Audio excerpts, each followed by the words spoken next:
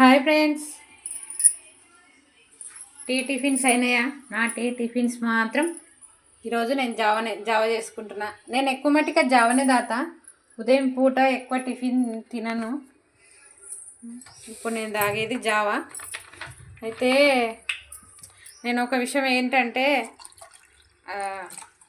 ఈ మధ్య హత్య జరిగింది కదా, దాని గురించి నేను చెప్పాలనుకుంటున్నా. ఒక తల్లి ఒక కూతుర్ని చంపడం అనేది చాలా దారుణం అంటే దారుణం. అది అసలు అది ఎంత కఠినమైనదో ఆ కూతురు. అయితే ఒకటి నేనేమంటున్నా అంటే, ప్రభుత్వం కానీ ఇప్పుడు వాళ్ళకు శిక్ష వేయాలని తీసుకుపోయి జైల్లో పెట్టారు కదా, వాళ్ళను జైల్లో పెట్టడం కాదు, వాళ్ళకి ఎలాంటి శిక్ష వేస్తుర్రు అనేది కూడా మళ్ళీ బయటకు చూపించాలి.